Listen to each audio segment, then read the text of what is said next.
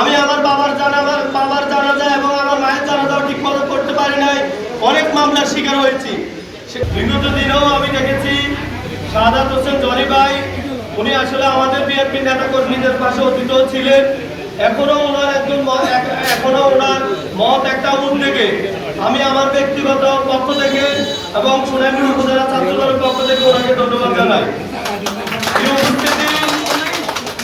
আসলে বক্তব্য এখানে আমাদের সিনিয়ররা আছে, ইত্যাদির সময় বেশি বক্তব্য দেওয়ার সময় আমি শুধু এটুকুই বলবো, 5 আগস্টের আগে যারা আমাদেরকে মামলা দিয়েছেন, হামলার শিকার হয়েছি, আমরা নির্যাতনের শিকার হয়েছি।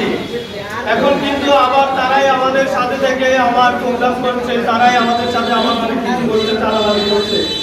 আমি শুধু এটুকুই বলবো, আপনারা তাদেরকে প্রতিহত না করে আপনারা কি করেন, ওই যে নিজেরা ঝামেলা করেন। নিজেরা ঝামেলা করার সময় নাই। কষ্ট কিন্তু জামাতও করেছে, কষ্ট কিন্তু সমন্বয়ক যারা আছে তারাও করেছে, কষ্ট কিন্তু বিএনপিও করেছে, সবাই কষ্ট করেছে। আর আপনারা এখন যেখানে দোসররা, যেখানে আওয়ামী লীগরা, যেখানে আমাদেরকে হামলার শিকার করেছে, আমাদের অনেক মায়ের বুক খালি করেছে। আমি আমার বাবার জানাজা এবং আমার মায়ের জানাজাও ঠিক মতো করতে পারি নাই। অনেক মামলার শিকার হয়েছি। আপনারাও অনেক মামলার শিকার হয়েছেন, অনেক নির্যাতনের শিকার হয়েছেন। আপনাদেরও অনেক ছেলে হারিয়েছে, সন্তান হারিয়েছে।